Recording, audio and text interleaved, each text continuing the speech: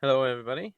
Today we're going to make a picture frame. I have a family friend who's moving away and not much I can give her except for something I can make.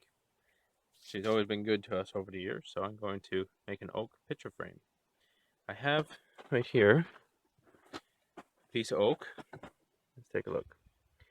Already molded to shape. I'm going to trim this a bit here. It's a bit too wide. We'll take care of that. Well, I hope you enjoy.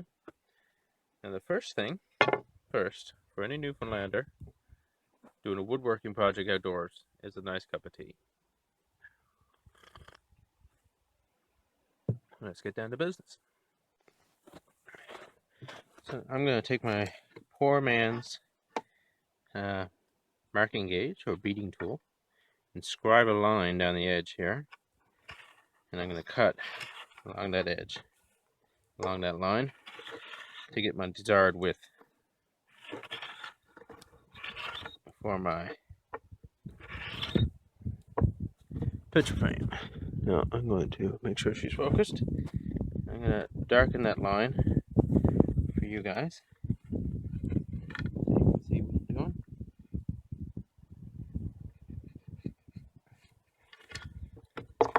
I have to go our whole width now. Now we have a nice gauge line to follow with our saw.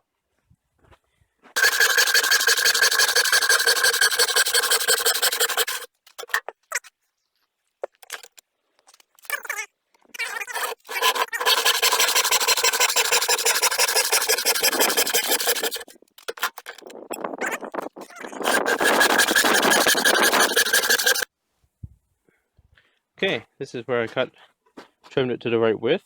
Now I'm going to plane that smooth and dress it. And of course making sure it's square all the time. Speaking of which, I should probably have my square handy. Alright.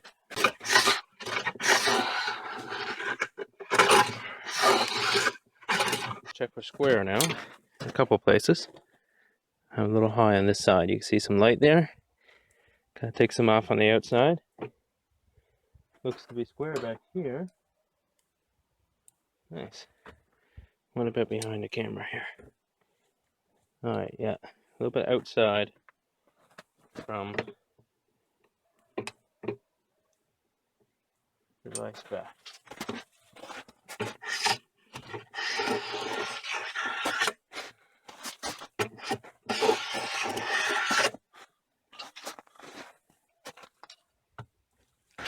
Let's check that again.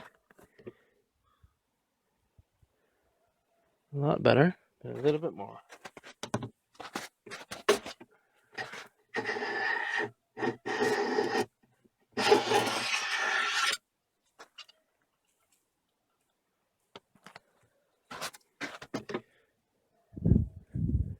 That's pretty good. A little bit of light there. But as long as this edge is square, I'm going to round that top anyway. So here's my rabbeting plane. I'm going to set that.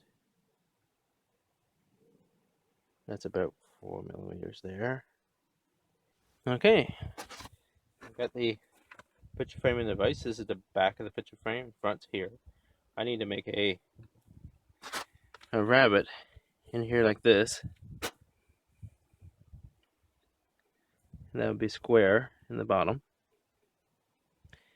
for your frame, for your picture glass and back of the picture frame to go in. So I'm going to use a Stanley number 78 to create that rabbet. You could do that with a router. You could do that with a table saw.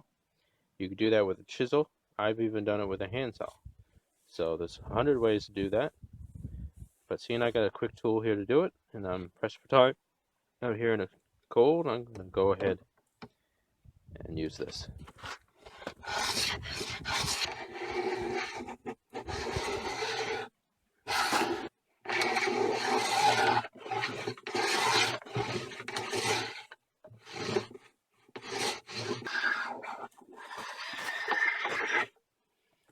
There we go.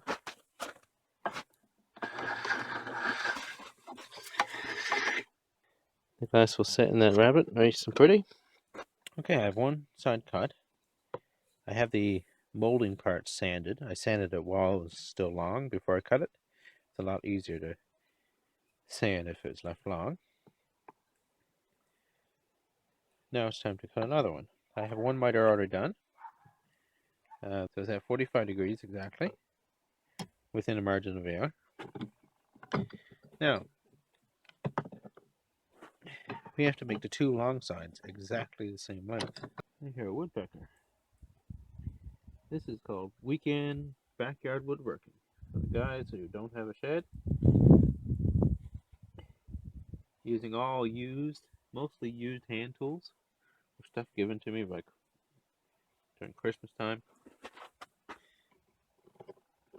Now, lightly mark that with a knife. Use a knife because it's 10 times smaller line than what a pencil could do. And deep. Okay. So we have a nice line there. Now this is the waste side. This is the side you want to keep. So we're going to make a bevel down into the knife line to create a knife wall.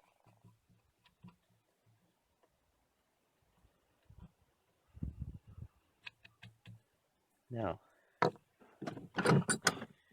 the back side, I want to square. So here's my knife wall right here. There we go. Bevel this as well. Okay, now I have a square down through the frame and exactly 45 across the frame. Time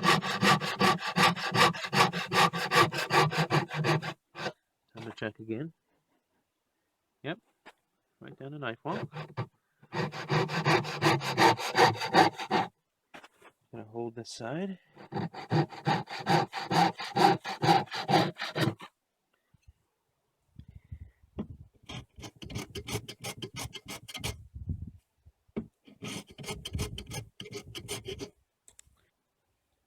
That is important. I'm gonna check for this direction.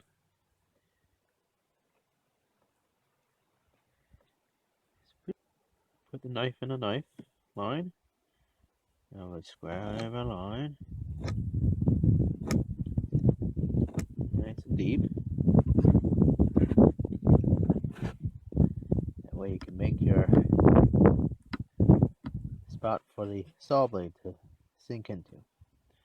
By doing it this way, this is not my trick. This is something I learned from Paul Sellers.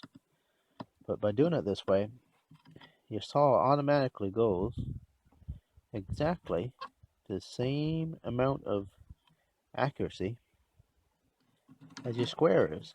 Maybe your square is not square, or right on 45, but your saw is going to follow that square perfectly now, because you used the square to create a wall for the saw blade to go up against.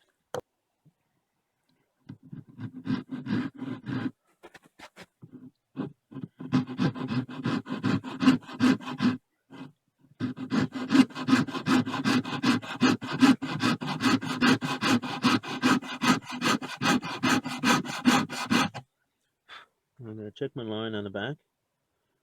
Yep, I'm following right down the knife wall, so I know I'm square, and I know I'm at 45 this direction, and I know I'm square going down because I'm following the knife wall.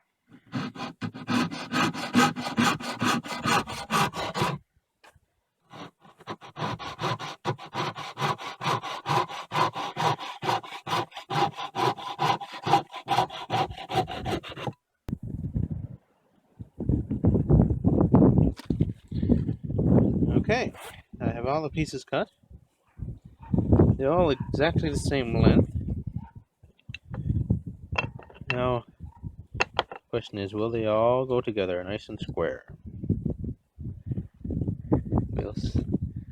This is not a best way of testing it, but just to get an idea. there's anything gone wrong.